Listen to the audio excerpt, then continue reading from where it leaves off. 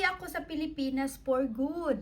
At dyan ako manirahan habang buhay, while yung anak ko ay dito lang, maiwan ko at mapunta sa ibang pamilya yung anak ko. Yan po ang pag-uusapan natin ngayon, mga pangga. Storytelling tayo while kakain ako dito ngayon. Ito po ay evening food. Dapat sana ay bread lang, pero talagang sobrang nagutom ako kaya kakain ako nito. Talagang gumawa ako ng masarap na pagkain. Of course, may suka. So, ito po, pag-usapan natin ngayon yung uwi ako ng Pilipinas for good. Ito po yung sinabi ko sa anak ko last week. So, yan. Ito po yung sinabi ko sa anak. Sinabi ko sa anak ko, talagang umiyak ako kasi umiyak ako noong doon ako sa kalagitnaan. Nagsabi ako sa kanya na uuwi ako sa Pilipinas for good. Talagang umiyak ako. Sabi ko na mawala siya sa akin at mawala na kami ng kontak at maibigay siya sa ibang pamilya. Yun po talaga yung sinabi ko sa kanya. Sinabi ko talaga sa kanya lahat.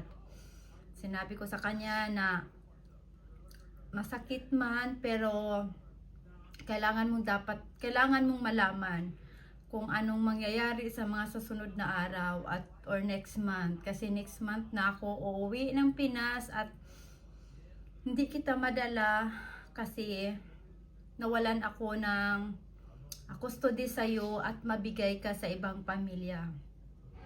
Sobrang sakit, umiyak ako until umiyak na din siya na sobrang iyak niya.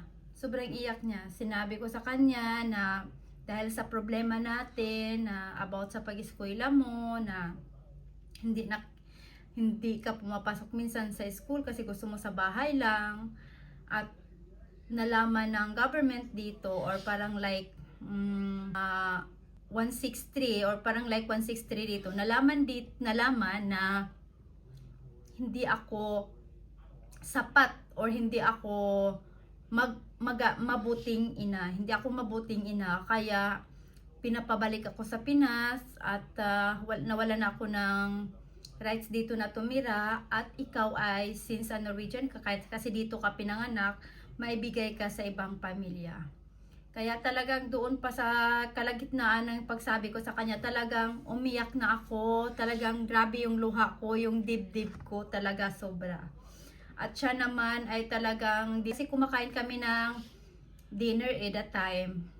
So dito siya talagang tinabunan niya yung mukha niya sa curtains para hindi ko makita. Pero grabe, ganun na siya sa pag-iyak, grabe talaga. At ginagamit niya yung curtains para sa luha niya. Sobra talagang iyak ng anak ko, iyak ng iyak.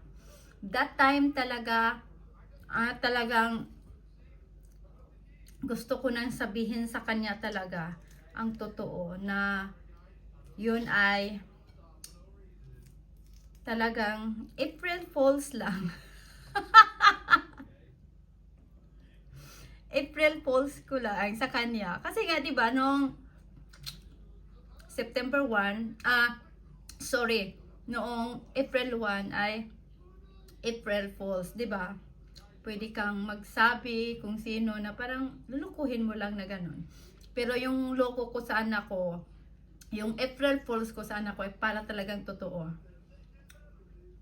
Kaya talagang umiyak siya. Kasi nung una, before ako nagsimula sabihin sa kanya, parang nagsimula akong sabihin sa kanya, sinabi niya sa akin na, April Fools today, mama. Sabi ko, yes, I know, but this is not. Sabi ko sa kanya, hindi ito April Fools, totoo ito. Kaya, naiyak siya kasi umiyak din ako at talagang iniisip niya na talagang totoo. Sobrang iyak. Kaya ngayon, minsan, parang, syempre nandoon yung sakit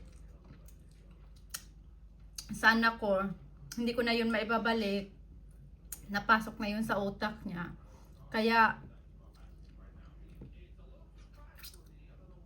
nagtatry ako ngayon na kung paano ko yan gamutin. Of course, grabe yung sinabi ko sa kanya. Baka na-trauma siya, parang ganon.